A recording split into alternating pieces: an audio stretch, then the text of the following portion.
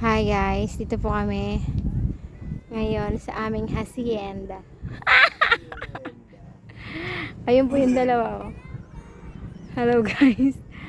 Ayun, yan. Yan. Yan po ang aming hacienda.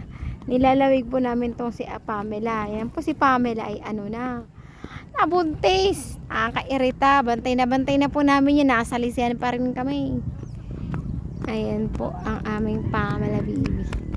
Ayan mga babaito, ine-enjoy yung alikabok mga buang. Yan. Ang init po kasi sa bahay. Kaya ngayon, kami ay dito. Ano ba yun, Inday? Alikabok. Dito kami sa, dati po itong tambakan. Pero ngayon ang ganda na. Tambakan ng basura. Yan. Ngayon ang lawak-lawak niya na. O yan po, may kalsada na dyan. Dahil dati po wala pang kalsada dyan. Ngayon po, yan. Maganda na po ang aming bayan. Paganda na siya ng paganda. Ayan, ang lawak-lawak niya na. Mag-soon to rise po dito yung mga establishments, mga ganun. Ganda na po dito. Dito po kasi malamig. Malamig dito po. Ang sarap ng hangin. Sa amin po bahay kasi kulob. Kaya yan.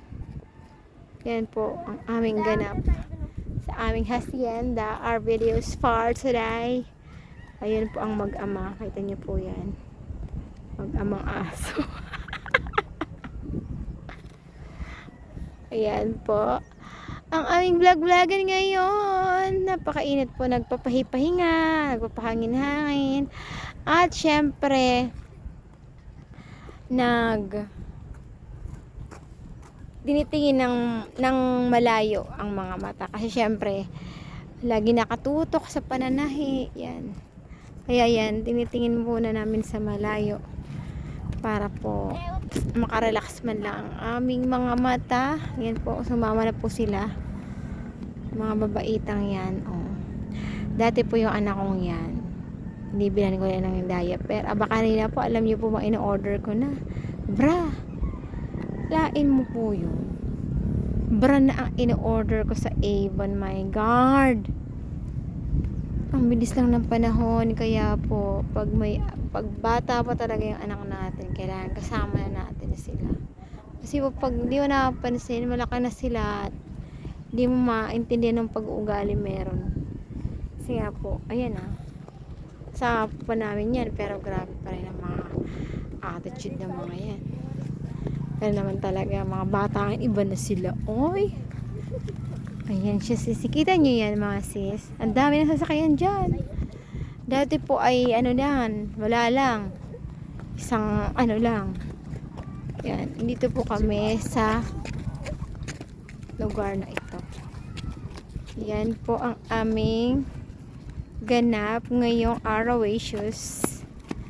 Ayan po. Pauwi na po kami. Okay na po yun. Tama na po yun.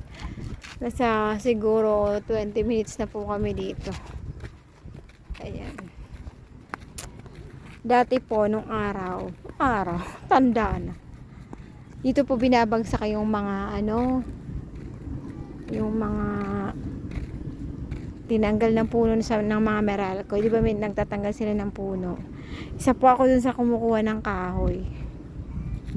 Ayan. Isa po ako dun. Sa mga nanguha ng kahoy kasi po. Hindi namin ma-afford. Yan. Hindi namin ma-afford na bumili ng gas. May 2 burner naman po ako. Kaya lang, ang baby pa ng mga anak ko, ginagatas ko sila. Namin sila. Tapos si husband ko lang ang nagtatrabaho. Gatas, diaper, dalawa pa po yan. Gatas, diaper, kasi 2 taon lang po pagitan nila. Yan po ang ganap namin. Lumaki naman po sila. Ayan na po sila. O kasing laki ko na po yung panganay ko. Bilis lang ng panahon. Yan. Ganda na po dito. Yan, nakita nyo yung sasakyan na yan. Dati po may ipon po yan sa taas ng Baytan. Pero ngayon hindi na. Na, nagtrabaho. Hoy! Tumabi ka, Joyce! aming pa-pages. Yun lang po aming ganap ngayong araw, wishes. Diba po?